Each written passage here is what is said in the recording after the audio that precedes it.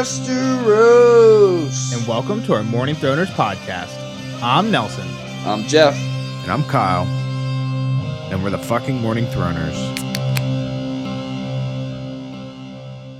And welcome back to another episode of your favorite Song of Ice and Fire podcast. We are your Morning Throners, and we got Tyrion 2 on deck. Gentlemen, how's it going? Been a little while? Been a while for us, not for our fans. Yeah, fans never miss a beat. But yeah, Kyle out of vacation. He's looking tan. Back from Jamaica, man. What do we think about the chapter, Kyle? Yeah, man. It was all right. Like, I mean, you get a little insight into like Tyrion's games he's still playing, right? And a little crack in his armor as well at the end. So he seemed pretty. I mean, I know Jaime was built up to be like the infallible, like unbeatable, perfect one, but like Tyrion kind of also gave that off. I mean, we've talked about this before, like, and even Tyrion acknowledges it. Like, he uses his sword, I use my words. I mean, he's been pretty much getting his way all along. Yeah, one thing I do think is like kind of interesting in this chapter that I never really thought about before is now that Tyrion lost his job, he like doesn't have anything to do. Like, he meets with Varys, and afterwards he's like, "What do I do all day?" And he's just like reading books. Yeah. It's like, why is he even still here? Like, let's go back to Castle Rock. Like, just get out of here. True. Why are we here anymore? I mean, he liked being hand, so he probably just wants to still be in the mix. But he should just bail. I mean, I'm actually with you. Like, go live the dream. But I think like he tasted that glory, right? Like that was like his chance at being a name in a song. The handship, yeah. Not even just the hand, like, yes, like exactly, like just being so close to the king and royal, essentially. Is it because he did it and received no glory? Like, everybody's already forgotten what he did. He literally, maybe he didn't save. They probably lose if Tywin doesn't show up, but he at least held the gates for long enough, and he allowed time for Tywin to show up. And they just like nobody gives a fuck, and that's why he's trying to hang around.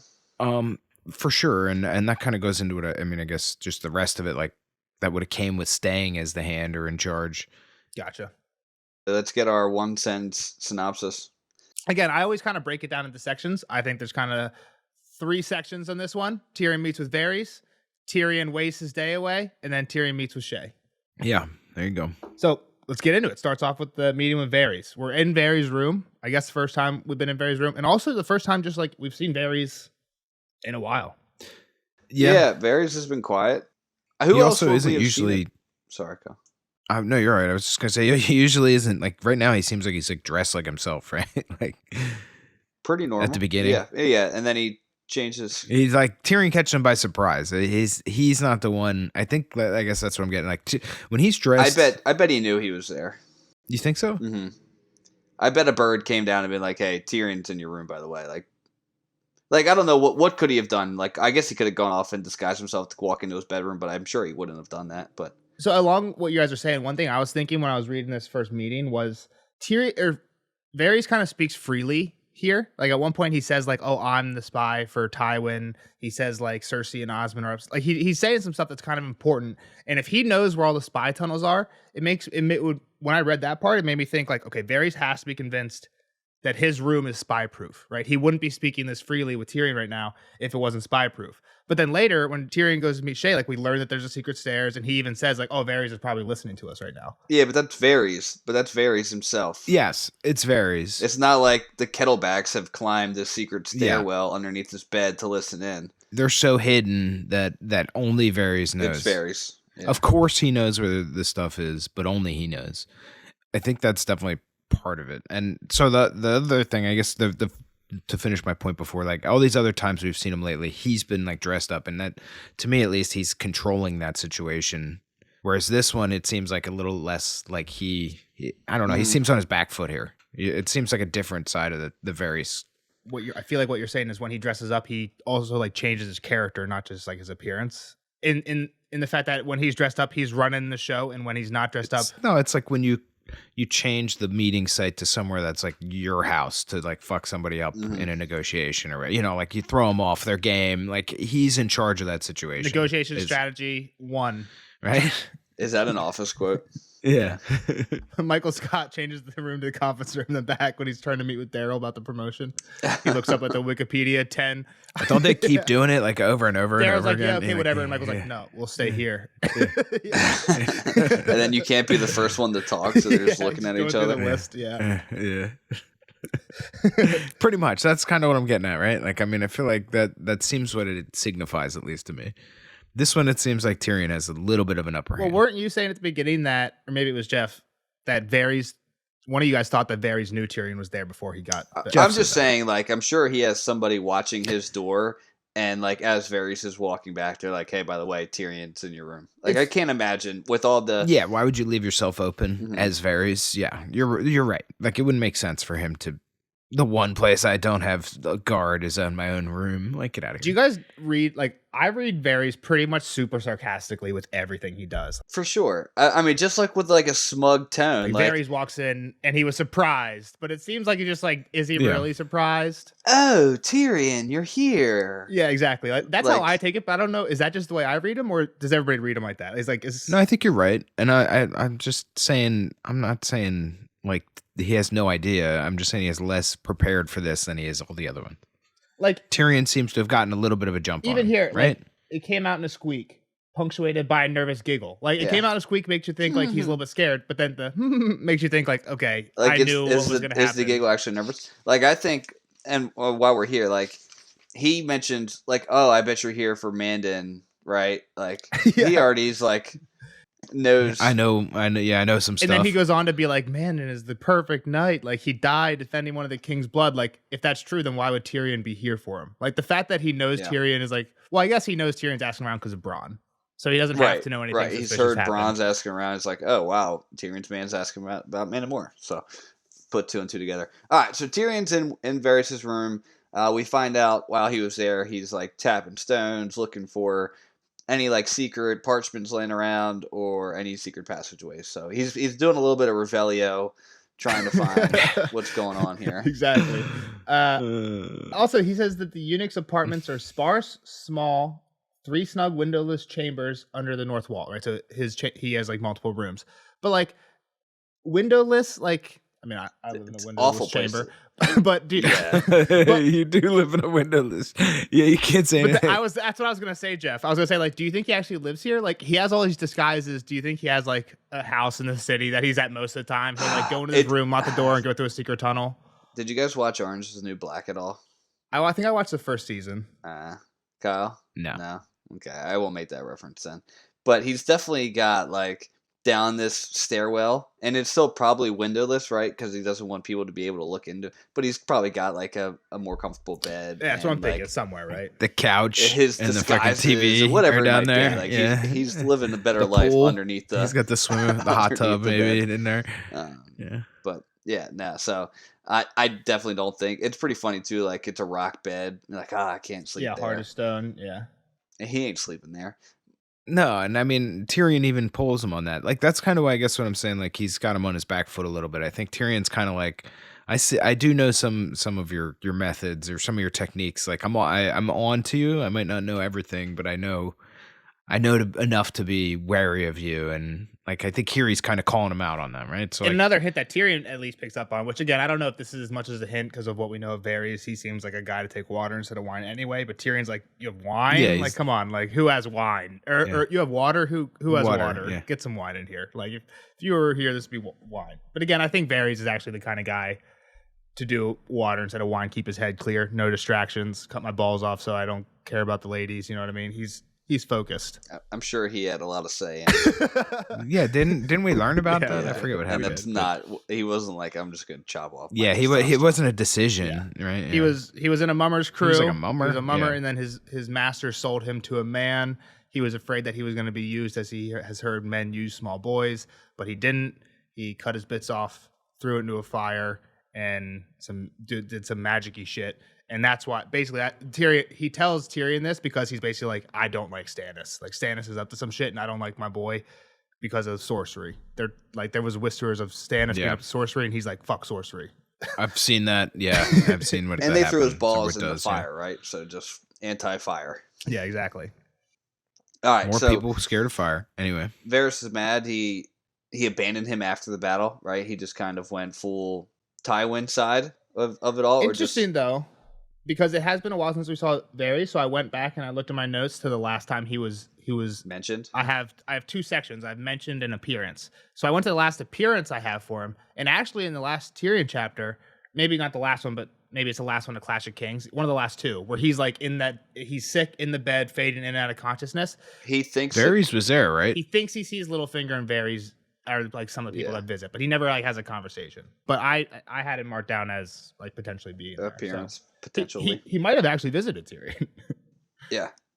Here he doesn't say he did though. He just says like, "Oh, you're just the scar." And even if it wasn't, which again even is if just it like to wasn't me him, is, are you real? Like you're looking at a scar right now, fine. Like how big of a deal is it to you? You don't seem bothered Yeah, by it now. I I think mean, it's it's- probably gross Yeah, for back sure. then too. I think though. it's a fake. He ain't. I think it's scared. He ain't fake, but I scared bet of it that was fucking grosser. scar. That's true. Yeah. but even Honestly, back then, like, you should have had a bandage on. Even if like you see a nasty scar, like, ugh, like you make like, oh man, like it's not like It you probably like stank. run away scared of a cut. I don't. I mean, he probably stank. I will say too, this man. episode, for those watching on YouTube, this is the debut of the new Tyrion art.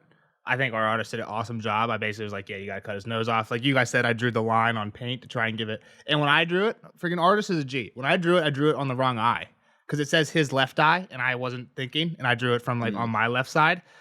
So I drew it like an idiot on the wrong eye, and the artist picked up on Why it. don't you give him a shout out? In the description of every video is his Fiverr link. He does awesome work. So go if you need art. That's your guy. All right, so we find out some new things quickly. Tyrion or Pycelle is back in as Grand Maester. It surprisingly wasn't Cersei's doing, even though he was Cersei's pawn. We learned it was the Archmaesters of Old Town. But Well, kind of. Like, they just were like, they wanted somebody in that position. They said, you can't just unmake a maester. Yes.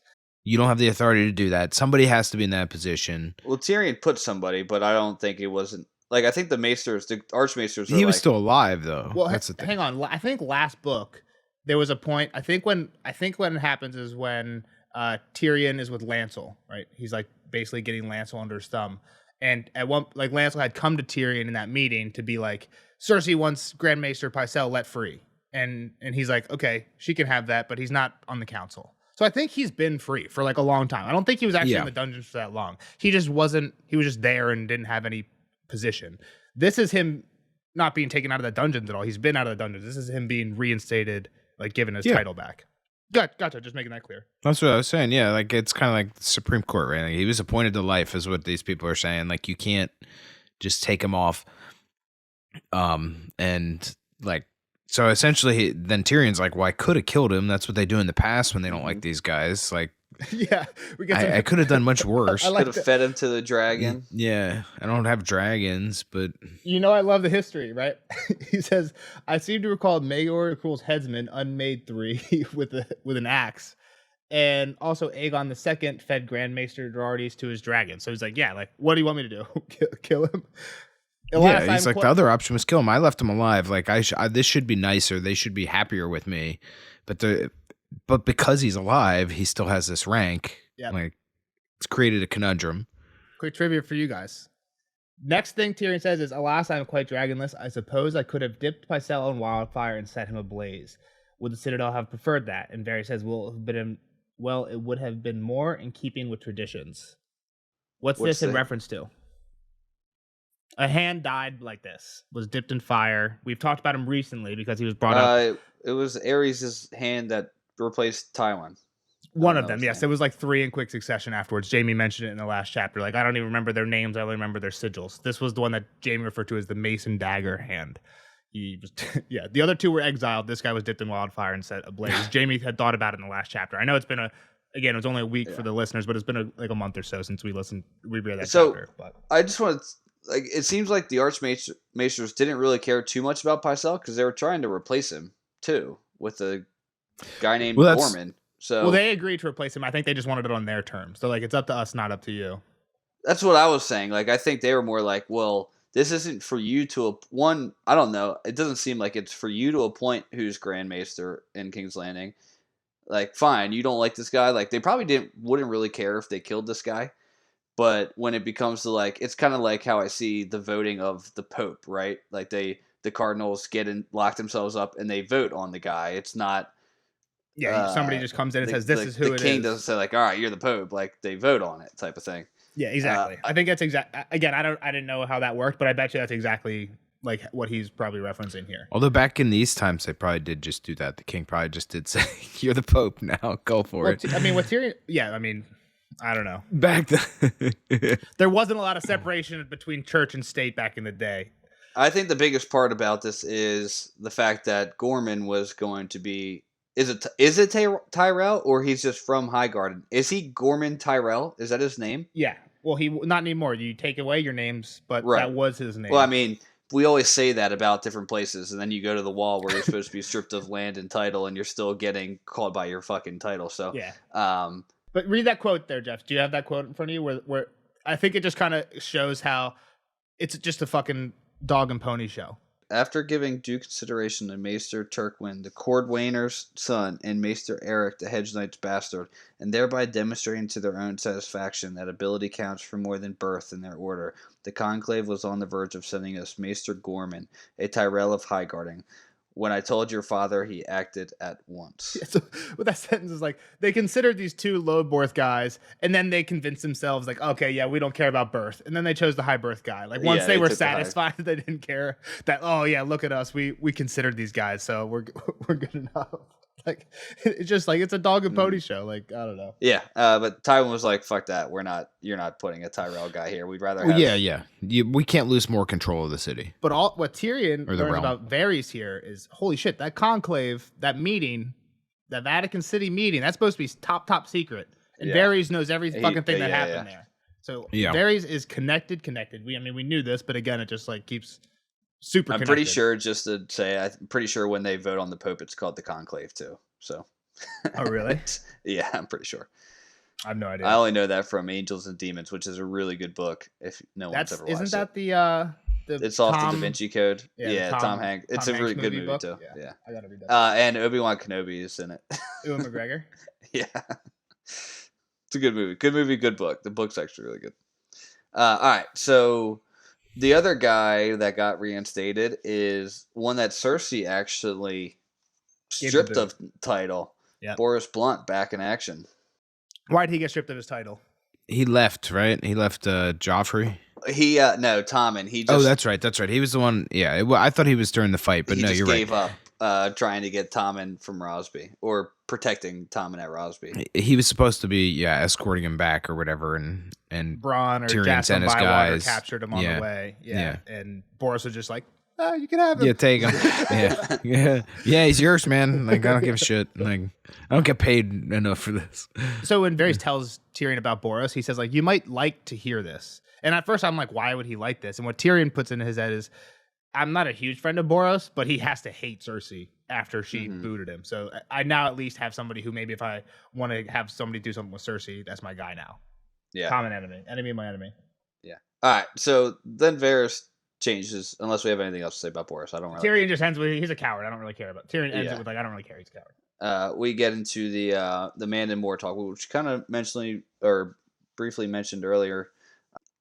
Bronn's trying to dig up anything you find. He really couldn't find much, and Varys was like, I bet you can't find anything because you're not as tied in as me to the spies of this world." Varys does give him a little bit of knowledge here about Mandan, but Tyrion thinks that it's nothing really that they haven't. Yeah, Tyrion didn't learn anything, but this is new to us. Some of this is new to us, right? So what did we learn about Mandan, Kyle? Quite friendless, but like nobody really gave a shit about him. He's from the Vale. Lord Aaron brought him back to King's Landing, and Robert gave him the cloak, but neither really cared about him for some reason. He just kind of kept his head down, it seemed like, right? Yeah, stuck to himself. Selmy said like he never really fit in with the rest of the brothers either. Yeah. Sir Barristan was once heard to say that the man had no friend but his sword and no life but duty. But I do not think Selmy meant it altogether as praise. Oh, do not think Selmy meant it altogether as praise. I always thought that it meant that Selmy thought like that's exactly what it was, a good thing. I never caught that not. No, yeah, I think that's what he's saying. That he took it as praise, right? Mandan Moore, he prided himself on being this weird dude that cared more about the fight. and then which is strange, right? Like if he cares about the knight's duties, then why was he attacking Tyrion? Well, because he got ordered to do that, you would assume. Yeah, I guess. But the thing that's confusing me is I don't think Selmy meant it as praise. To Well, me, that 'cause, seems like like- something that Selmy would respect. Yeah, it's a He was dig. good, but Selmy was a good Kingsguard. But I think at the same time he's saying have a life. yeah, or not even have a life, but like we know anyone that's played on a team, your team is better when you have good That's true. chemistry. Like That's if you're a part of this group of guys that are supposed to protect the king, like you're basically probably living together, right? Do they even have their own room? I don't know. They probably have their own quarters together. For sure. Dorm. White Sword Tower. And maybe they have their own bedroom. But like you're with these people all the time. Like what did he do? Just like sit there, sharpen his sword, go to bed, wake up, do his duty, go to same deal. Like never. But that's what you want. You don't want your Kingsguard out there flirting on the weekends. You don't want them at the bars. I'm not saying flirty, but like, all right, me and you be a friend, like with each other. Have a glass of wine and like I don't know, share war stories with people. Like, is he just sitting in the corner like not talking? Maybe like, give him a reach around or something once in a while. Like hook each other up. I'm sure somebody was like, "This is weird." Like you're the leader. Somebody was the leader. He's like, I'm trying to like integrate these people into like wanting to guard and die together. Unit. And this guy's like, that makes sense. Like to the point of, I think Varys is right when he says he's probably the perfect White Knight, right? He's probably the perfect guardsman because all he really cares about is guarding the king. Except for what you're saying, that the thing that would make him better. Except when you're working in a group. Like if he was just like, all right, you're with the king, boom, you're always with him. You don't have to do anything else. Like it'd be great. But when he's got to like work guards with other people and be integrated in a group, I think that's where. But like just from being a Kingsguard knight, like if you're just guarding the king, really, what more would you want? Yeah, a guy that doesn't give a shit about anything else. So, yeah. I feel like we get our first little like kind of hit on the head. I don't like when Tyrion does some of this stuff where he like spells it out for you, like trying to like he's like he even died doing what he loved, right? Like doing what he was supposed to, protecting the king's blood. And Tyrion's like more like trying to murder one of the king's blood, like. What do you mean? He did slice him in the face. Tyrion's walking I know, around but it's like it's for him to say that. It just feels like it's he like spelling it out to you. He thinks it, but still, that's what I'm saying. It feels like it's for you, the reader, to put this together. I feel like it's maybe a little recap. I just don't like it. We're still in recap section. Again, you got to think some people 2 years between the books, right? But I feel like that was a pretty important experience. Again, it's one of those things where most people when Mandon slices Tyrion in the face, they're like, who the fuck is Mandon Moore? Like they don't even know this guy's in the Kingsguard. You knew he was on the Kingsguard because the 3 times he was brought up in the 2,000 pages before that, I mentioned him because I knew he was going to cut Tyrion's face in half, right? But like most people just read over that name because you probably read it 4 or 5 times in the 2,000 pages before that. You know what I mean? Really? I think so. Yeah. Like when would we see it? I don't remember how small of a character he was. It's definitely a name. I was like, who the fuck is Mandon Moore? I mean, but that happened to me like 80 times. Again, it's not like he was ever important before. He was just like the one standing guard, right? And Tyrion gets there. Like when Tyrion was with Tyrion, when Tyrion first gets to King's Landing, he wants to go in the small council room, and Mandon's the one that's like, you can't go in, and he has to be like, do you know Sir Vargas Egan? And here we learn he's from the Vale, so he's like, hey, do you know Sir Vargas Egan? And he's like, yeah, and he's like, yeah, not anymore. Braun killed him. So he's like, let me in, or he's going to do the same to you. It's kind of what Tyrion, and that's the very first interaction between Tyrion and Mandon. So again, it's one of those things where in hindsight, they're butting heads right off the get-go. There's some bad blood, yeah. Yeah, but again, it's just cool. Most people would never think of that or remember that name. He's just... Well, I would have never got that, he's just a Kingsguard who's being addicted to Tyrion. So Mandon's job is to not allow people into the small council. Like, he's doing his job. Yeah, exactly. Who the fuck's Tyrion? Yeah. Until he got scared of dying and let Tyrion. He doesn't know Tyrion's the Hand. Nobody knows Tyrion's the Hand until after that meeting. But yeah, it's funny because like I specifically remember getting Mandon Moore, Barris Blunt, Janos Slint, like those names all aren't mentioned enough that you kind of forget maybe who they are, but you know you've read them, but like which one is that guy? And if you didn't have Nelson, like you would be like, wait, who the fuck is? Okay, like, well, hold on. Let's do who's Preston Greenfield? Not you, Jeff. Kyle. Who's Preston Greenfield? Who the fuck knows? Because I think you're wrong. I think you would, if you thought about it, you will remember. I think you would remember who you don't know who Preston Greenfield is. No. Do you, Jeff? No, it's blanking on Preston Greenfield. He's the Kingsguard. He was replaced by Osmond Kettleblack. I'll give you guys that. Yeah, he was probably mentioned like as a guy, right? I don't like. That was his only mention, I'm sure, is that he The took thing, the way. like the thing that I thought you guys were gonna say was, and I thought you would remember this, that he is the one that died during the riot of King's Landing. Yeah, no. See, it doesn't matter. He's dead. I forgot. You die. I deleted him. Get forgetted. Yeah. Again, he's one that's not forgetted. super important. Get forgot. Get But again, I think forgetted. I brought him up every time that he was mentioned because I don't know. I like the Kingsguard. Kingsguard's a cool group, but None of them are that or cool. not so cool group, but Yeah, I mean, again, like I feel like you always say this, Jeff. Like, oh, Jeff would go kill a Game of Thrones trivia night. Like, yeah, there's a chance I would do okay. But if you mention a stray name like Preston Greenfield, I'm like, who the fuck are you talking about? Like, you would probably, like, in a month from now, you're gonna be like, oh, Gorman Tyrell, and I'm gonna be like, who the fuck is Gorman Tyrell? And you're gonna remember that he was the guy. well, I'll say Maester Gorman. So Tyrion's big thing about Man is he's still trying to find a connection to Cersei, so he can blame her for his assassination attempt. I mean, to be fair, he doesn't have anything else to do either, right? Like talking about what Nelson's talking about. Like he's got one thing, and it's this mystery. That and Bang Shay.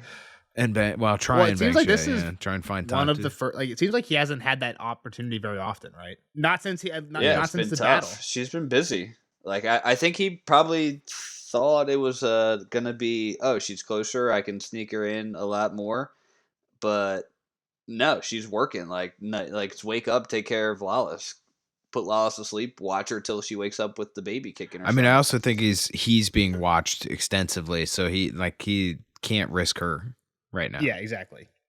And they go to get into that in a second, but I think right before they get into who's spying on Tyrion. Yeah.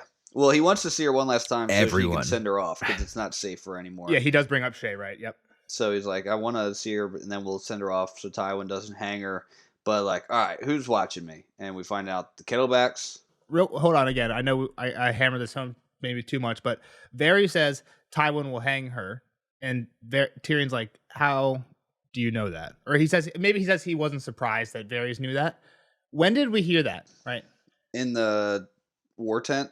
This was the last Tyrion chapter when Tyrion and Tywin were the only two in the room. The last thing Tywin says, in the next whore I find in your bed, I'll hang. Right, those are like closing words on a private meeting between Tyrion and Tywin, and we do find out that Tywin's at least talking to Varys later because he says, "I'm the one working for Tywin." So maybe Tywin said that, but it also is just like, is Varys listening in on Tywin's room? Yeah, it severely limits. You know what? Like the possibilities of who's his little bird. Either he's got ears in the walls, or It's exactly what he has. He has a cup phone. yeah, He has cup every phones room. hid around in every room, and they all filter down into his one cup phone in his room. Yeah. And he's just constantly to his ear. So real quick, I'm going to jump to something though, because later Tyrion says, "Just bring Shay to me." So I'm going to jump over the spies. We'll come back to it. Tyrion says, "Just bring Shay to me in my room," and he says, "I can't."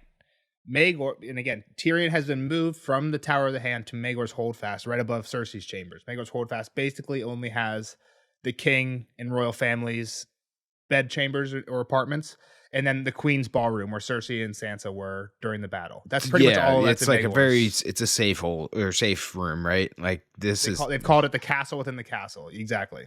Like it's not somewhere you're sneaking people into. It's like in the vault, like Yeah. essentially, like you are in the vault of the city right now. And what Varys says here is Maegor wanted no rats inside his holdfast. And again, he's being very straight up here. He's like, there's one secret passage, but it's just an exit and it connects to nothing else. Besides that, there's no secret passages in Maegor's. And that sounds like it's even probably in like the king's chambers, right? Like somewhere where they can escape their room, not a secret hallway passage. Yeah, probably king back door. Exactly. Just get out to the river or something like that. But it's interesting because Tyrion says, bring Shay to me like you did last time. Well, last time he did just bring her to his room. But where was his room at that point? I don't even remember. Was that Tower of the Hands? The Tower of the Hand. Tower of the Hand. Oh, well, that's a long time ago. Isn't that where Tyrion met with Tywin? That's kind of my point. I'm connecting these things. If he was able to sneak Shay into the Tower of the Hand, and then the Tyrion-Tywin conversation where Tywin says, the next whore I find in your bed, I'll hang, if that took place in the Tower of the Hand, well, then we know there's secret passages in the Tower of the Hand because he's already brought Shay in there. I thought we kind of knew that just because of how Shay was brought in, right? It's like Shay was. Well, that's what he's saying. Yeah, That's what I'm saying. Yeah. So I don't know what. I'm just saying. I'm saying we already know there's secret passages in the Tower of the Hand because he was just we've seen connecting. Shay. Is the Tower of the Hand in Maegor's Holdfast? No. No. Oh yeah. Okay. Yeah. I'm just kind of again most people probably have never thought about that or know that, Yeah. right? So just bring it up. All right, Not just for you guys, for the audience. Come on, Jeff. Let's get. I got you. I know you got the big head on your shoulders. Not all the listeners do. I got a big brain. So we get into the list of spies that got eyes on Tyrion. So the Kettlebacks, who he's really pissed about because he's already paid him a ton of money. Them all, I guess, 3 of them. I will say real quick before we get into that again. I'm sorry. Just because it comes up later. The segue that they get into this is Tyrion says, I keep seeing her around. Like earlier yesterday, I saw this like young knight help her on the stairs, and I had to walk right by and not even say anything to her. Right. And he's like, I know I can't say anything to her because I'm being watched. And he's like, that's wise. Just bring it up because later he thinks about the guy on the stairs.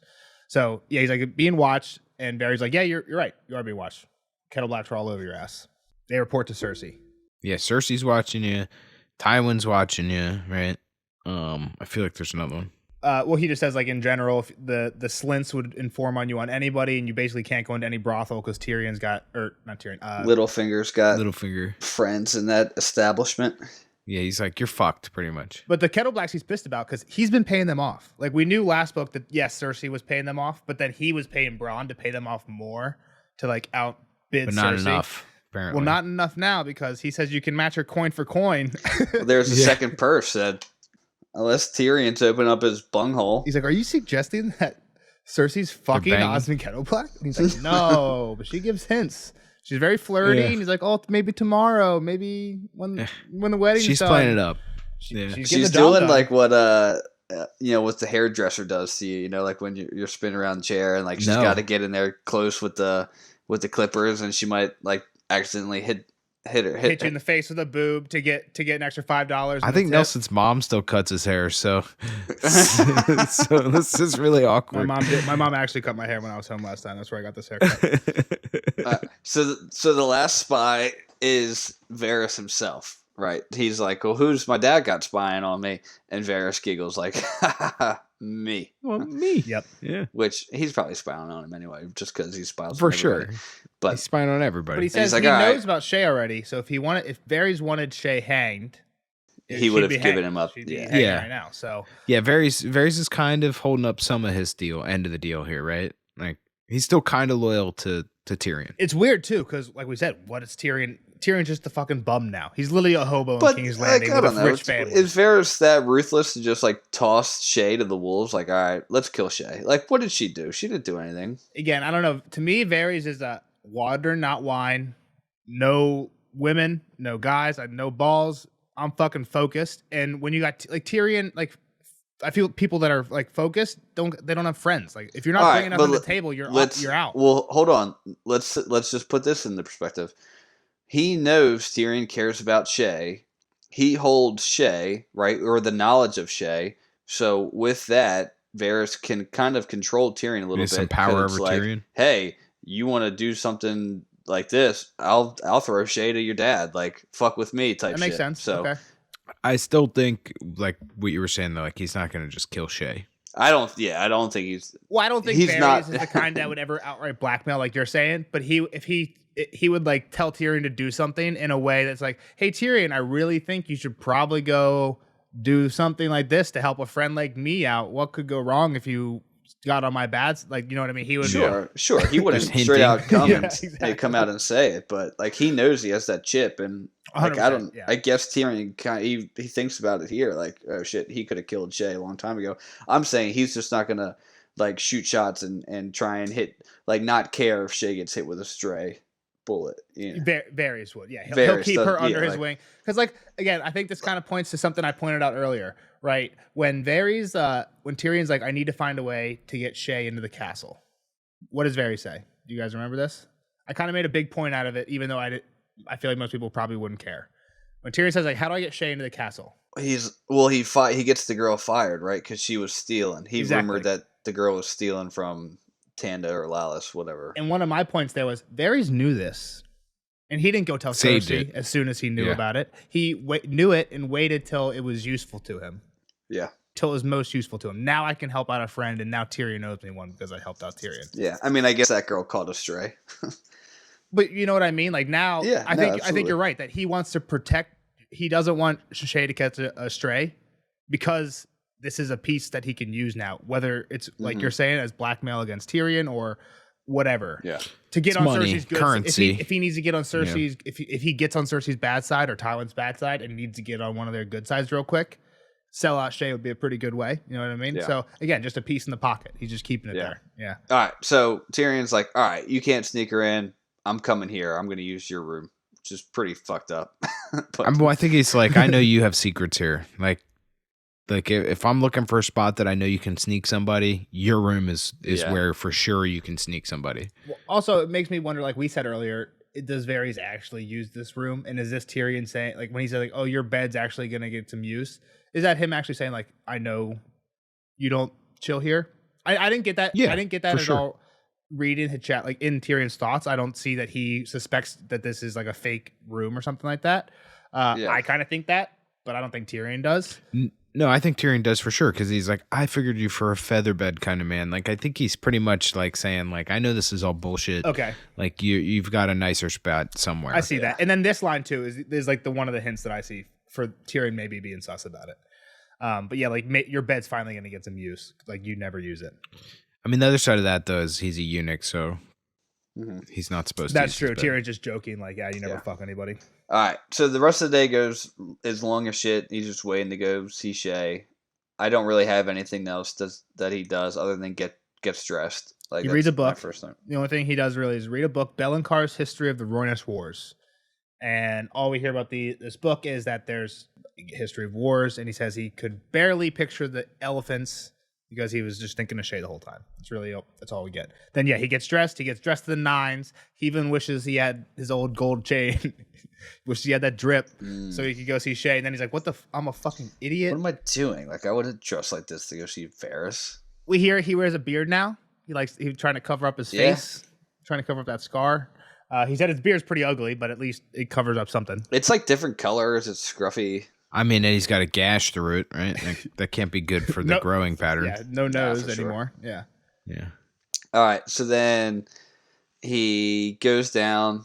He passes Balon Swan, gives him a courtesy, gets up to Loras, saying he does have a little conversation with Loras here, and he's basically like, Did you guys say he undresses? maybe I did. Well, but I mean, he maybe put if we on didn't. normal clothes. We Yeah, he inferred just that kind of he could- dressed down, a a little slobbier. Puts on sweats. Yep.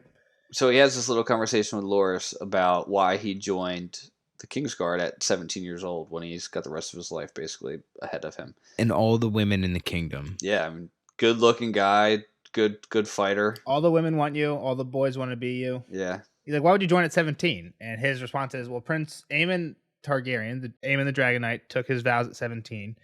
And Jaime, your brother, was even younger. And Tyrion's like, I know their reasons. What are your reasons? And it's funny because we just learned Jaime's reason last chapter. To be close, or to not have to marry Lady Lysa, right? Well, I mean, he really, when Cersei first brought it to him, he's like, why would I give up? I'm going to be like the heir to Castle Rock. Like, that's not a good idea. And then she's like, okay, go to this brothel.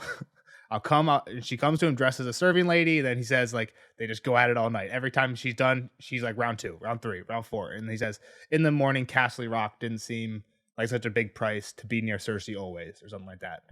So, But he also took it because he was about to be betrothed to Lady Lysa, right? sure. But again, we kind of also mentioned, was she crazy at that time? Like, was that a bad thing?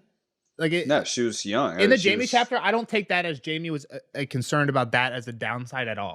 I agree. Other than maybe that he wasn't marrying Cersei. Yeah. But He wanted to be near Cersei still. That's the downside. She wasn't Cersei. I'm not saying that Lysa was a bad person or anything at that point. I'm just He saying, wanted Cersei. exactly.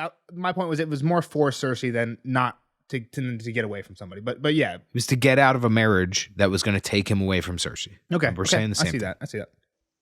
all right. So Loras is basically like yada yada yada. Well, and Tyrion's like, well, what about love? And Loras says, when the sun sets, a candle cannot replace it. Yep. Here's a Pretty Renly interesting. Pretty drop, right? I mean, that's what I took it as. If it's not Renly, it's somebody else. So, like, Yeah. We don't know much about him other than that he's had some Renly flags in the past, and I think this is a big one. So,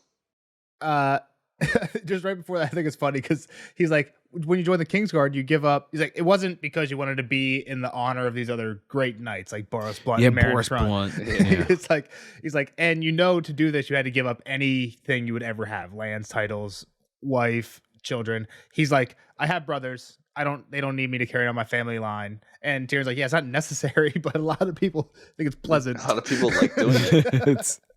Yeah, so I just like that little back and forth before. But yeah, then they go into everything you said. It seems pretty crazy too. Like, all right, he has 3 sons, right? So there's the guy Willis and Garland and Loras.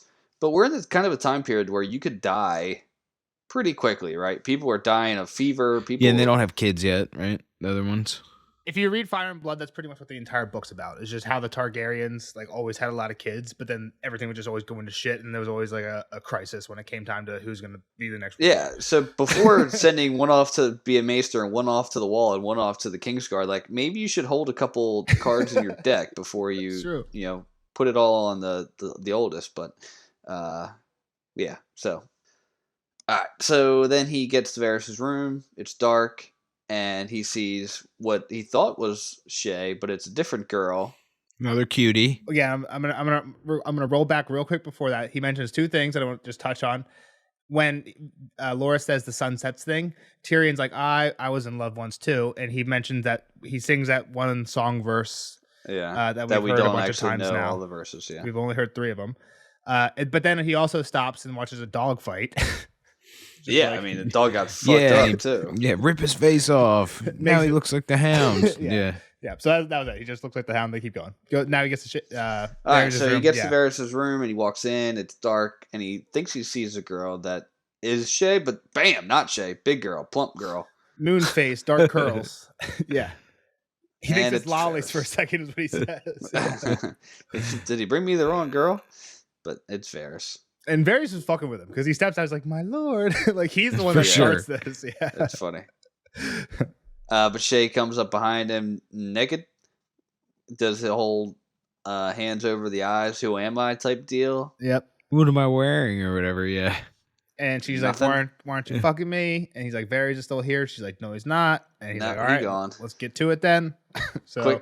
Quick 5 pumps. 5 pump Trump Tyrion. She's calling him my giant the whole time, just playing up on his insecurities. Like, his height. My poor guy. And then they cuddle afterwards. And I think it's like kind of a sad quote. It says, "It feels so good to hold her and to be held," he thought. "How can something this sweet be a crime worth hanging her for?"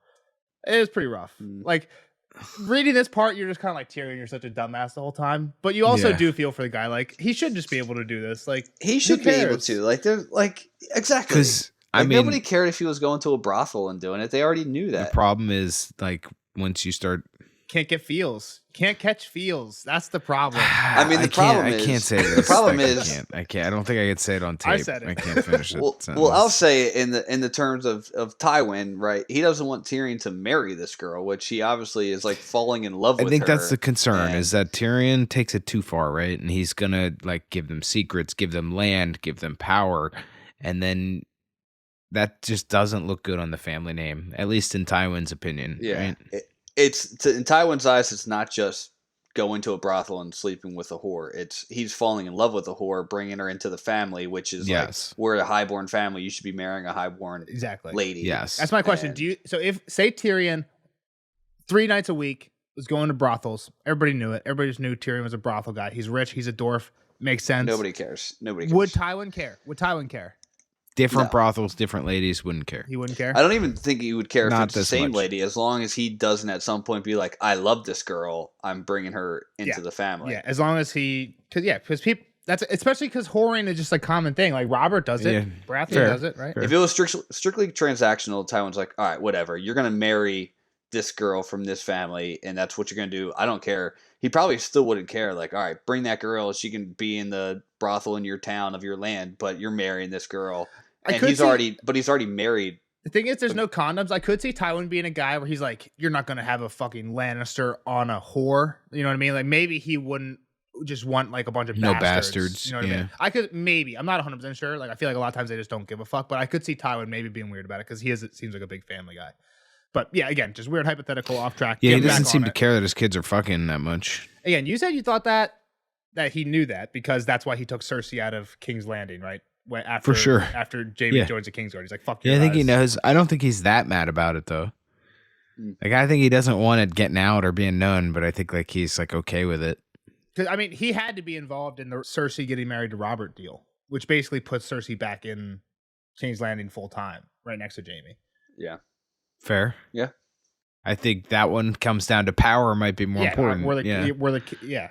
Yeah, you are now the queen. And if he knows, again, if we're talking family, he might be all geeked up that not only are my grandchildren going to be the king and queen, the future king and queen, but they're going to be double my grandchildren. It's going to be 100% Lannister, 0% Baratheon. You know what I mean? Yeah. Yeah, like it is currently. Like it is, exactly. You mean Joffrey? Yeah. Like if Tywin first saw this, and Tywin's kind of like seems like a he set big this up. brain kind of guy. Yeah, makes sense.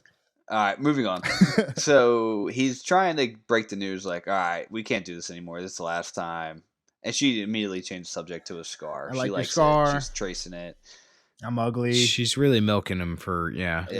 And then she's like, can I get my silks back? Can I have my jewels? Can I get back to a manse? I want to go to the wedding. Mm-hmm. You told me I'd get a manse. Yeah. She's after getting the war. The thing that I thought was like a dagger in the ribs was Lannister always pays his debts. Like you got to hold that one. He said that a bunch. You did promise the manse and the jewels, and yeah, you promised her a lot of that shit. And he's like, "You're crazy. Do you understand what he keeps saying? Like it's You're not safe. going to You're gonna be die hung. You're asking for If death. anyone Exactly. finds out, he just keeps saying, he's like, "Are you?" And she's just like, "Can I go to the wedding?" He's like, "Are you listen? Like, what? Are you listening? Are we in the same You room care right now?" about this wedding? And we find out that Simon the singer, who she was talking to one time ago in the brothel, right? In Shatai, or in the manse. Yeah, when he had her up in the manse, and he was going through the brothel, down the secret door, riding through the streets dressed up as a little boy. And then here's fucking Simon. Shows up again. Yep. Who'd have thought? Well, I mentioned she showed up then, and there's Simon sitting there singing or whatever, right? Yeah, he was there when Tyrion got there. He was there. And Tyrion's like, this is and not then good. now she's like, well, Simon told me about this huge party that he's invited to, so I want to go. Well, so what is Simon is saying a lot of bullshit, a lot of shit here, and what he's talking about the whole time is the royal wedding, right? Joffrey's wedding. This is just how crazy it's gonna be. Yeah, but this is what Shay wants to go to. But again, this is the first we're really hearing about like supposedly what's going to be going on at the wedding. We got crazy shit. We got a dancing bear, a mummer's joust or something like that, a fool's joust, whatever that means. Feast. 77 courses, over 1,000 guests, a pie with 100 doves, like baked into it, that are gonna fly out when they. But that sounds like that actually happened because Tyrion said he suffered such wedding pies before. The doves like to shit on him. Don't they have that in real life? Where you like cut something and birds fly out? Yeah, but it's like a fake cake. Like it's like they like there's a couple of wedding cakes where you can like actually build a cage into the thing and you just like open the door and they fly out. Fuck kind of wedding cakes were you looking at that you saw that as an idea? Big Cake Boss fan. Oh, Cake Boss. Okay, so you watch some ridiculous show where they make absurd cakes on purpose. Yeah. But they did it a couple times. I'm pretty sure the guy who runs the bakery had it at his wedding, or like did it for his daughter. But it seems very Italian. I will agree with that. I definitely like seeing it in movies or something, right? Maybe it's the birds don't come out of cakes, but they like definitely have like boxes with doves and stuff, right? That they open. Yes, doves. yeah, they release doves at things for sure. So Simon's in there. He's given a lot of like, oh, the wedding's gonna be great. There's bears dancing. There's all this stuff, right? And she's just like keeps going on and on, like, let me go, let me get my jewels, yada yada yada. And to convince him, she tries to convince him with her mouth. So I feel like this is like kind of the first. True. Not the no, you're first, 100% right. but this is like one of those times where you're like, Tyrion, like here's your chance to see who she really is, right? Like, because she does such a good job of playing him for like being her boyfriend. At one point, he says to himself, "You're a fucking idiot. Like, how are you letting this happen again? Am I as great a fool as my father thinks?" Yeah. Yeah. How could I let this happen again after Taisha? For sure. But I mean, really, that's what's happening though. It's like you're seeing that she is still just the prostitute, right, or the sex worker, whatever you want to, like, the correct term. Yeah, I mean, like kind of to Jeff's point, when she tries to convince him what she goes to is she's like, look what I could do for you at the wedding. Like if I was there, look what I could do for you. And I won't even wear underwear. Yeah. She sucks him off. They go round 2, and then that's where we get into what you're talking about. Where he's like, I'm such a fucking idiot. I just keep falling for it. Tyrion does better the second time. He performs better. Lasts longer. In his mind. Yeah, not 5. I mean, come on, that's just a fact of life. That's just how it goes. Nels, can I give you? You remember Ziggy, right? You probably loved Ziggy. Dude, Ziggy was the best. He did the radio show with Marcus. Was his name Marcus? I'm pretty sure. I don't remember his last name, but he would always say, 1 for me, 2 for you, 3 for us. in his night escapades of college. The first one's for you. The first one's for me. The second one's for you. The third one's for us. Kyle looks confused. Who's us? Round 1's for the guy. Get it done quick. 5 pump chump like Tyrion. Round 2 it's for the girl. Last long.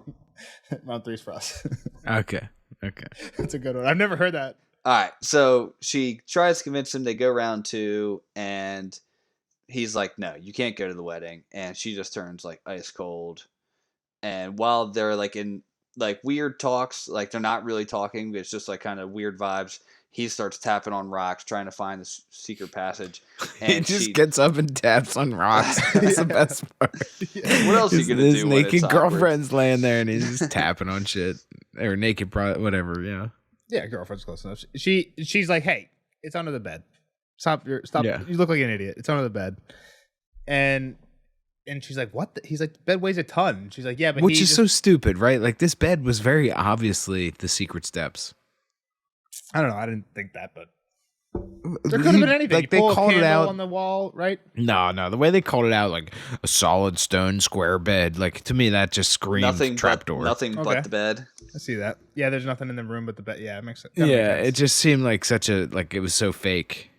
So she says he pushes on a stone and then it lifts up. It's like a spell, and he's like, "Yeah, it's a counterweight." Dummy. And then she's like, I should go. Lolly's sometimes her baby kicks, and she wakes up in the night and she needs me. Tyrion's like, all right, chill here. I'm leaving. Varys will come soon. He's probably listened to us already. I came my pants a little bit. Yeah, some stains on his Hopefully pants. nobody notices. Out, so it's cool. Like, why did they mention that shit? Like, George come on, man. Doesn't miss a detail. And as he goes, she gives this last ditch effort, and it works, right? She throws this last line out and totally nails him with it. She's like, my lion, you're my giant of Lannister, aren't you? And he's like, I am. And you're and she's like, I'm your whore. It's okay. I'm okay. I want to be your lady, but I can't. We both, like, she kind of like accepts it. She's like, not accepts that she's in trouble, but accepts like what he's kind of been thinking, that I want to take you. I want you to be sitting with me at the feast and you to dress in all these jewels. And she's basically like, I get that I can't do that. And I'm just happy what we're doing. You'll let me keep doing what we're doing, right? And you'll keep me safe. And he's like, yeah, I will. And he's like, I'm an idiot. Why the fuck did I say that? Like, I came here to say the opposite, to say, get the fuck out. She has to go. And here I am saying, yes, you can stay. I'll keep you safe. I'm a fucking idiot. She's doing good stuff. What'd that mouth do, girl? She got it. Spot. Yeah, but what'd that mouth do? She might get her silks back next chapter. We'll see. So he leaves, and then he wakes up Pod, and he's like, Pod, go get Bronn. Pod has to run all the way to Shataya's to get him, and he's pissed because he was laying with 2 girls. I like how he's like, oh, you want Bronn? And he's like, no, let's talk about the clothes he fucking wears. I woke your ass up for that. Like, no, go get him. Yeah. I woke you up so we could have a little chat about the way he dresses. But his sarcasm was wasted. Pod only gaped at him in confusion until he threw up his hands and said, yes, get him. Bring him now. You gotta love Pod. So Bronn comes. He's like, what the fuck? What are you doing? Bringing me out of Shatasha's in the middle of the night. And Tyrion's like, Shataya's brothel. Shataya? Yeah, sure. Yeah. Shataya. He's like, what are you doing bringing me out of Shataya's brothel? And Tyrion gets a little pissed. He's like, what do you mean you're going to Shataya's brothel? Like, you should be at the fucking peasant brothels. And he's like, I'm a knight now. I'm in the feather beds with Alayaya and what's her face? Marie on my arm. And he's like, what the fuck? I know Yaya. She's my friend. She got fucking beat for me. Taking Shay's spot. He sent her some bracelets and whatnot. What the fuck are you doing with her? And I get it. Like, I can see why Tyrion's kind of like weirded out by it, but whatever. It's almost Bronn- like I think that's he's my jealous. sister, I think right? I think he kind of likes her. Like, I think he's jealous. Tyrion was like looking out for her. He took her under his wing. Yeah, Not but he in a also wanted to sexual- bang her still. He thought she was hot. Like, I think she did give him a boner once or He twice. literally was like, I wanted to have sex with her. Yeah. Like, these people are all personal to him at the very least. Like, I whether or not he wants to have sex with her, it's still like, this is my group and you're breaching my group. Like, even though that's still their job, like this person's job is to do that, right? Yeah. Like, he's still mad at Bronn for breaching like his what he thought was his. And so like I feel like this is more of him losing his grip on I feel like on Tyrion everything. is very possessive. Yeah, exactly. And Possessive. like I said, like this is him realizing like I don't have the swing anymore. Like I had the hand, now Bronn outranks me, and like I have to listen to Bronn. Like, Yeah, that's true. Like, because Bronn doesn't have his daddy there telling him what to do, so Bronn can do what the fuck he wants. But yeah, so the when point. Bronn's a knight, Yeah, Bronn's a knight now. He's got some oomph to his name. Tyrion's a nobody. Well, I mean he's a Lannister, but He's just reading books all day, like a fucking nerd. Who reads books? Come on. So yeah, he basically gets to the meat of why they're there. Go find Simon. What do we want with him? kill him, he might have said. But the man had done nothing but sing a few songs, and fill Shay's sweet head with visions of doves and dancing bears. Find him, he said instead. Find him before someone else does. So pretty much, like, he's like, this fucker is essentially like A liability. yeah, like he knows about me, he knows about her. He's sending her into these bad situations. Like he's fucking me over right now. Yeah, he's the one. He's the reason I just had this fucking hard ass conversation and lost. Yeah. And like didn't accomplish what I'm trying to accomplish. Yeah, and again, I think I said it at the beginning, this is one of the few times we see Tyrion really straight up lose, right? Well, one of the things I was thinking was, I feel like a great when you're haggling, right? A great strategy is shoot high. Yeah. Know it ahead of time. Go in knowing you're going to shoot high instead of This low. is visionary, guys. Visionary stuff right here. This is exactly what Shay does. She goes to Tyrion saying, "I want to go to the wedding. I want to go to the wedding. There's all this awesome And stuff." all this is just to And then at the stay in end, she's like, castle. "I don't care about the wedding. I know I can't be your lady. Just keep me."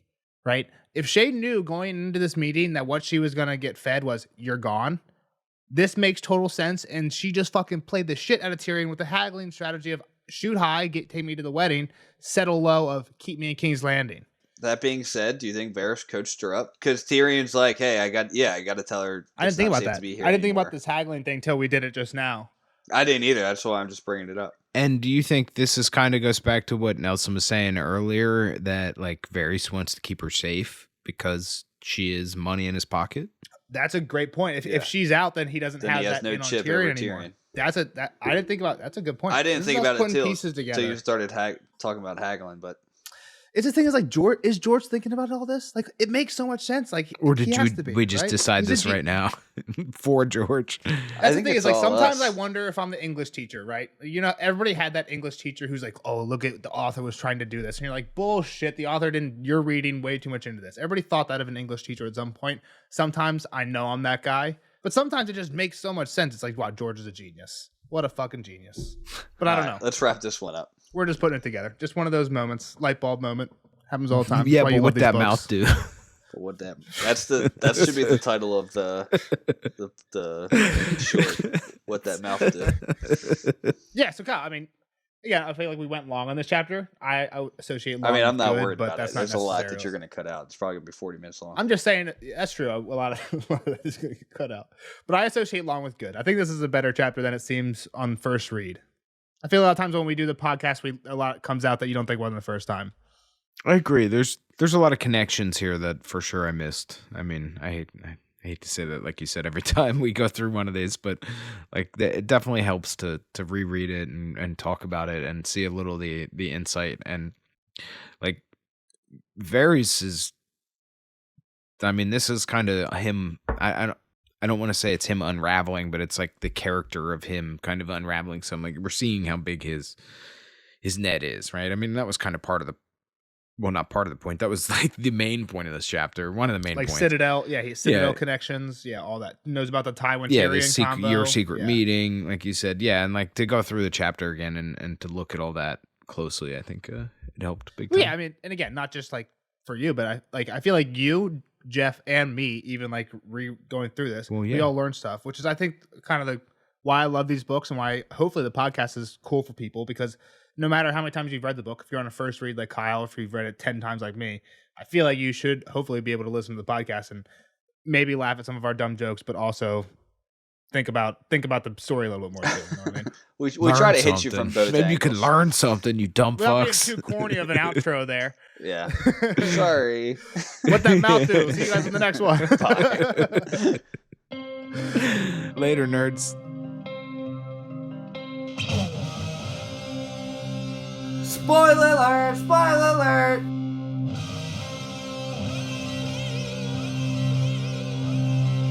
Spoiler alert! Spoiler alert! Bye, Kyle. Bye, Kyle. See you later. Bye. See you on the next episode for Arya 2.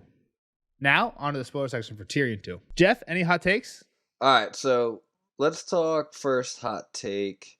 I mean, it's just the passageways, right? I mean, and I think the biggest thing is, I don't remember how.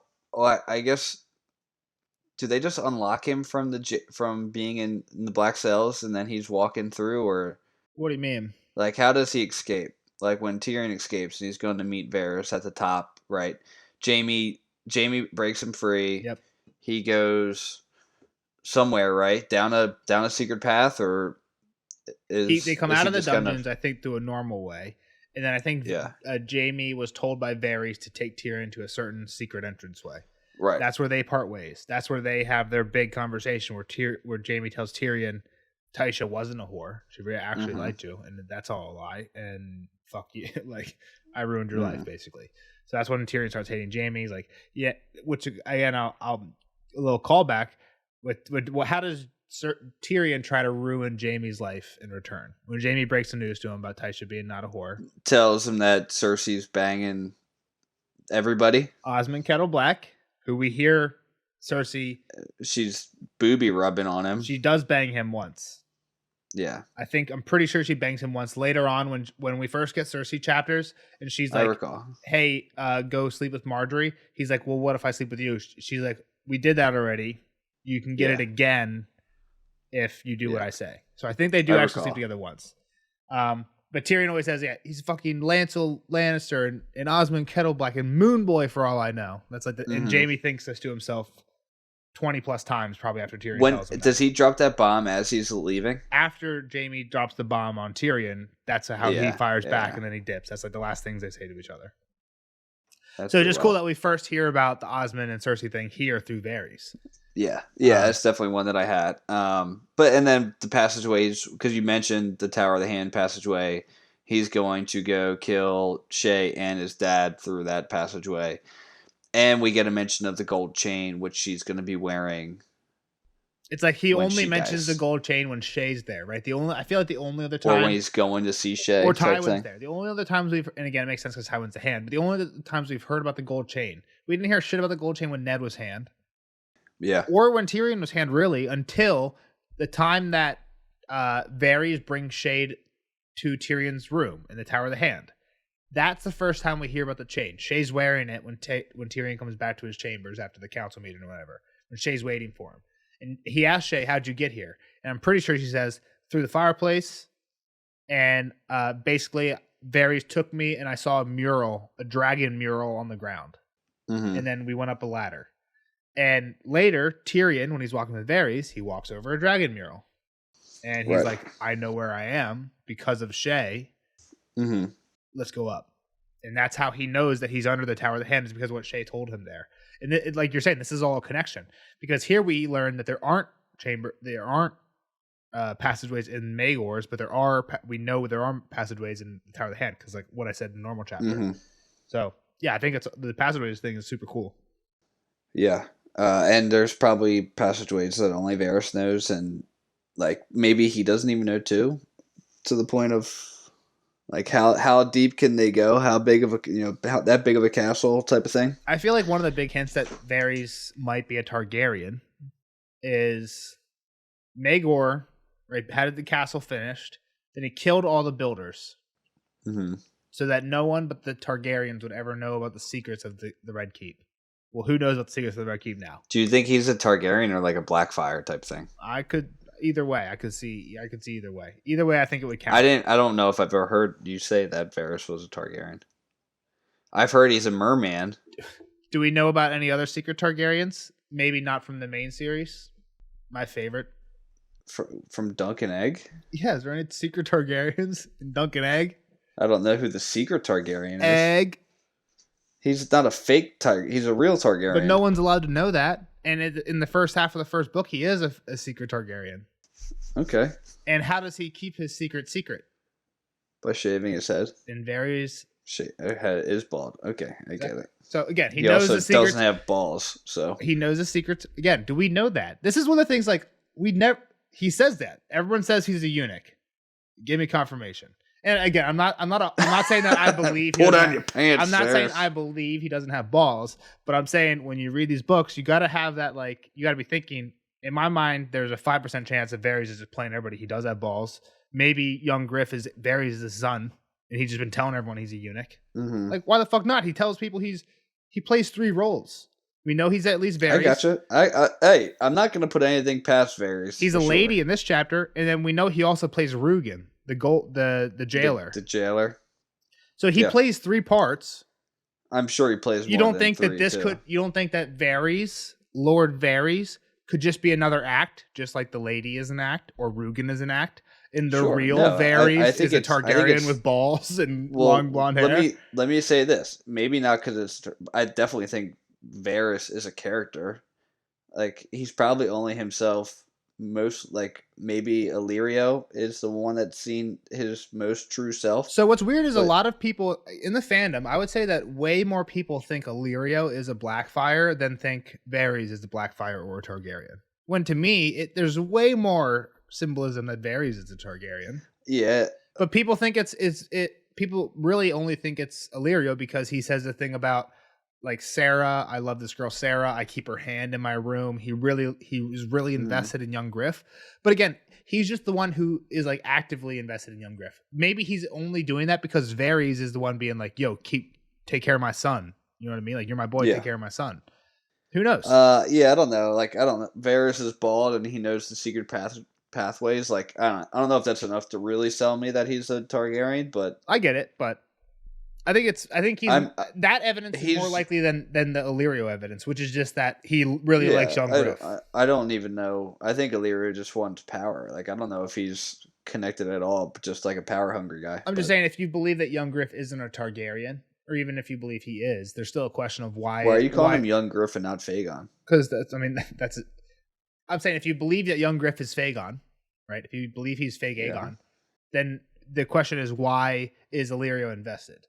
But also, I think that there's a question that even if he's not Fagon, if he is real Fagon, if he is real Aegon, still why is Illyrio invested? Either way, why is Illyrio invested? Again, because I think he wants part of the power. He wants to be the guy that helped him. You know, if you're friends with the guy who is the king, that you're going to get a benefit, whether it's your son or not. Who helped me to the throne? Illyrio. Oh, there was that guy Illyrio who was huge. Okay. Yeah. All right, so let's talk a little bit about Loras and the sun setting. He likes Renly. I mean, I definitely thought Renly. Not that it really matters who it was, but we've talked about this in non-spoiler. Like, is the Loras Renly gay thing? And I think the consensus is, it's full on. I know early books I said like it's never confirmed. And again, I know there's an interview. I've seen the interview where someone like asked George like, why don't you make gay characters more prevalent in your books? And he's like, because in this time you didn't walk around saying I'm gay. So like, yes, there's gay characters, but they're not. Yeah, that makes sense for sure. But I think the question that was asked George was like, why haven't you made Renly and Loras openly gay? And I'm just guessing that the interview that I saw took place before Storm of Swords came out, or maybe even before Clash of Kings came out, because there is a ton of evidence. Like the further we go, I think there was a ton of evidence whenever we first met him. Maybe that was Clash of Kings. I mean, we first meet Renly the first Sansa chapter of Game of Thrones. He comes down during when they're on the way to King's Landing. He's in the honor Yeah, guard. but there was even. I'm pretty sure they were like, "Oh He yeah, dresses Renly's nice so and stuff like so that. clean, and he dresses like Yeah. he's too clean to be." There was a lot of flags. I remember talking about him, It's actually and that's the first time he was ever brought up. big surprise. I've been re-listening to the Game of Thrones audiobook, and I actually just got to that Sansa chapter where she meets Renly, and she describes him as the most beautiful man she's ever saw. Big, broad shoulders, dark black hair. She says green eyes, which is George got in a lot of trouble for that later because Baratheons have blue eyes, and later he says 'Cause Renly's he eyes are was blue strong. eyes. When Catelyn meets him, Cat says his eyes are blue eyes, and everyone thought that this was a fake Did he Renly go or fake. edit it? No, but later on, I think Brienne thinks back like, "Oh, I love Renly and his blue-green eyes." So he made it Blue-green. work by one person said green, one person said blue. Brienne thinks about him as blue-green, so maybe they just saw him different. Yeah, it was the way the light was but, shining. but the point is, Sansa thinks of him as like the most handsome person she's ever seen, Mhm. right? And Sansa is like, if you're talking about who, like, she's the person who's gonna judge someone on beauty or like what someone should look like. You know what I mean? Renly's just got to be a fucking Chad, pretty much. Yeah, Black hair to his sure. shoulders, fucking big ass shoulders, just a fucking Chad Renly. I mean, he. I feel like Chad has a bad connotation. I mean it in like Yeah, it just was like definitely like a. I bad mean it in like connotation name. appearance way, not in like he's a douchebag Like a everybody stud, way. dude. He's a stud. Yeah, He's- exactly. It's just kind of interesting again to just think on Loras, like, because we know he's going to end up sailing off to like Dragonstone. Yeah, so where we're at the end of book 5 is that who was held up on Dragonstone? I forget who was actually held up on Dragonstone after Stannis leaves. Maybe after Stannis leaves, they're just like, go take it from whatever small force he had left. That might be what happens. And he can't take it. Type thing. We don't see him. We see him sent off, and then we hear word that he's really hurt. He's fucked up, like on the edge of, like barely hanging on to life. And Cersei loves this. And I think when Marjorie's in prison, she like taunts Marjorie on it, and Marjorie's like, "Go fuck yourself." Like she definitely taunts Marjorie about it, like, "Oh, I'm so sorry that your brother acted so Like I think like he was supposed to have like oil burned on him, like boiling oil poured on him, and like he broke his leg, so he's like fucked. But there's a big theory, I think, in the fandom that he's not fucked, and that's a lie that they told Cersei on purpose, and he's totally fine somewhere. And they're basically just trying to get Cersei fucked. The reason that they want Cersei to think Loras is in trouble is because Cersei's about to have to do a trial by combat. Right? She's going to use a trial by combat to get out of jail, and they don't want her to think Loras is an option. That way, she has to use Boros or Meryn. Oh, and then someone. And when they, I mean, she really doesn't have a good option because Jaime she does. can't. She pulls out The Mountain. Sir Robert. Again, he's not the Mountain. He's Sir Robert Strong. There's no confirmation He is the who he Mountain. is, but He's the Mountain. Sir Robert Wow. Strong shows up very end of book 5, I think. Grow So, up. He's the Mountain. probably the Mountain. People think that He's literally described as the Mountain. people think in the books it's way crazier that he has Robb Stark or Robert Baratheon's head on his body, though, and that's why they call him Robert Strong, because we know Robb Stark's head was cut off and they put a wolf head on, and Joffrey's head sent Robb Stark's head to. Right, and we know Qyburn's fucked up. So which brings me to the next point. We're not going to linger on that too much. We'll get into that later, definitely. Dude, that'd be crazy. We'll get into that later, definitely. But this brings me to the next point, kind of, when we're talking about Qyburn. They're talking about here, like, who's the next Grand Maester?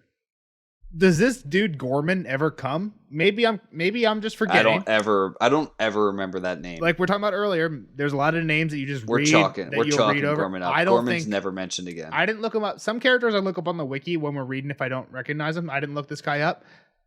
The next Grand Maester is Qyburn, and Cersei appoints his ass. Actually, maybe he's not technically Grand Maester. You know what? She might make him hand. She makes him hand. No, right? I thought she just like used him for experiments, right? And then I think she makes him maybe hand. she makes him hand. Yeah. At least in the show, But she definitely she makes goes him to hand. him for everything that she should be going to Pycelle for. Yeah. And that pisses him off. Right, and right now, Qyburn is just a member of the Bloody Mummers. She's riding. Right. He's riding with Vargo Hoat, but he's going to be He's the one to about to fix meet Jaime's Jaime stump. soon. Exactly, which gets him in good friends with Jaime, which gets him in good friends with Cersei. Which, yeah, that's where we go. I just wanted to bring that up because we're talking about here the Maesters, and I'm like, I don't remember Maester Gorman at all. So, next thing, Mandan quote. Varys reads that quote about Mandan. Okay. I'll read it quick. I didn't want to read it in the normal section, but I wanted to read it in the spoiler.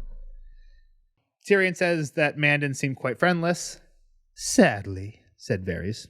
Oh, sadly. You might find some kin if you turned over enough stones back in the Vale, but here...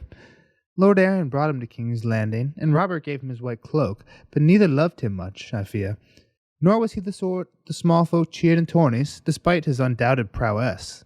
Why, even his brother the Kingsguard never warmed to him. Sir Barristan was once heard to say that the man had no friend but his sword and no life but duty. But I do not think Selmy meant it altogether as praise. Which is queer when you consider it, is it not?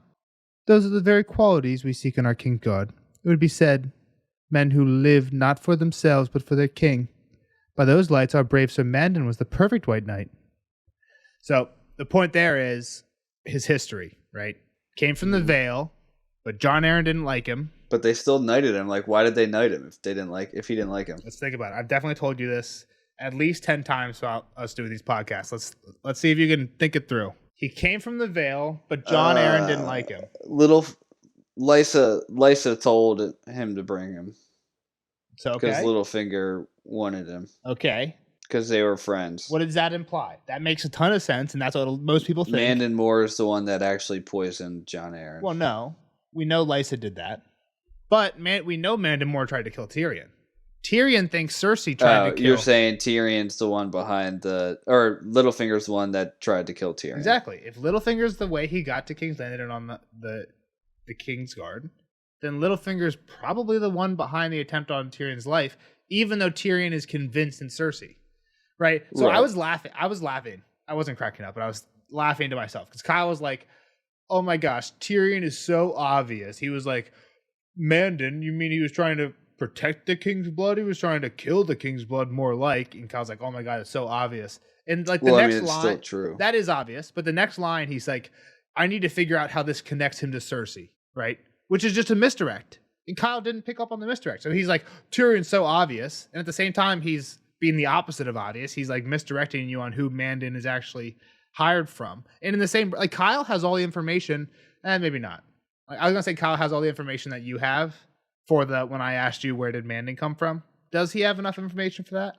Does he know that Littlefinger and Lysa were good enough? I don't think so. He doesn't know that he has Lysa under his thumb. No, he doesn't know that. I don't think he knows anything about Lysa Littlefinger yet. Yeah, right? I mean, well, he knows that like him and Kat and Lysa were there was like friends 3 peas in a River pod, Run, but like friends. Not exactly like continued on throughout their childhood or like in the adulthood. Exactly, I think you're right. So I don't think Kyle knows enough to know this, but I think it's a good connect. Give me some Simon the Singer background. I have no clue what happens to him. I forget completely. I mean, he doesn't last long. Pretty much, Tyrion meets with him. He's like, "Hey, you better shut up." And Simon's like, "Well, you better get me. I hear there's going to be 7 singers in the wedding. I want to be one of them." And Tyrion's like, "Well, Cersei's already booked 7. Like, you're shit out of luck." And he's like, "Well, one of them could come ill or break a leg or break his hand and not be able to play his lute." And Tyrion, I think what happens is Tyrion. I know the end of the story, but I think the way it gets there is Tyrion thinks like, if I'm gonna like have Bronn go kill or hurt a singer so you can become the spot, why don't I just have Bronn kill you? And that's what he has done. He has Bronn kill Simon and chop him up and put him in the bowls of brown, like the food that Arya was eating when she was in King's Landing. That's where Simon goes. And Tyrion refers to it as singer stew from then on. But he also Simon when Tyrion meets with him, so fucked. When Tyrion meets with Simon, Simon has written this song. Basically as a threat to Tyrion. The song is called "The Hands of Gold Are Always Cold, But a Woman's Hands Are Warm." Right? So it's this song that he's written about Tyrion and Shay. And like Tyrion, as he walked through the streets of the city, down from his hill on high. Where does he sing this? Just to Tyrion? Just to Tyrion. But the point is like, oh... I know what what he says basically is like, oh, you'll get me... He's like, either I'll be singing The Reigns of Castamere at Joffrey's wedding, or I'll be singing a different song on the streets of Flea Bottom. And he says that like after he's sung this first song to Tyrion. That's like a straight, you know what I mean? So, and Tyrion's like, all right, Bronn, cut him up, singer stew. So then Tyrion thinks about the bowls of brown. He calls them singer stew from now on because he had a singer put in them. I didn't remember that at all. All right, so you told me that there was a House of the Dragon. Spoiler, I don't know if you wanted to say it or not. You didn't catch it? I actually thought... I did catch it. It's Aemon the Dragon Knight becomes a Kingsguard. No, Aemon the Dragon Knight is way after. All right, so I actually thought that was not the one. But when you said Aemon, I was like, oh, maybe he becomes called the Dragon Knight. I didn't know that. Okay, And I'm just like, okay. All right, but there is another one. Aegon II burns his hand. We know who Aegon II is. Is that's Aegon? We saw him get House crowned. of Dragon. Aegon the Conqueror is Aegon the First. We saw another. Yeah, Aegon I didn't know get if crowned. they. So that was the other. I was like, is there another Aegon since Aegon the Conqueror? I wasn't sure because obviously the first son was supposed to be the prophecy. So I didn't know if people started naming their kids Aegon yet. But yeah, so whoever the hand is, season 2. See ya. Not the hand, the Grand Maester. The Grand Maester. See ya. All right, we'll see. We'll see if that comes true. Because I think this spoiler, while it does spoil something, there's kind of a misdirect in it as well. But I mean, does it really matter? Fuck the Grand Maester. the The Grand Maester is trying to help Rhaenyra, and they kill him. I will say Grand Maesters are important, but the show has changed Grand Maesters around a little bit. Like I feel like there was like a lot more Grand Maesters involved in the time period. They've kind of cut some out and changed who was in charge. But again, that doesn't really matter. I plan on making a timeline video comparing the timeline of the books. You'll never get that. I have it. I have part of it done. And it's just been a while. These early chapters do have a lot of new characters and stuff that it takes a long time to do the notes on. But we'll get there. We're working on it. Thanks to you guys for listening. We'll see you guys in the next one. Yeah. Follow, like, subscribe. We're in the Discord chatting it up. See you guys there. Bye bye.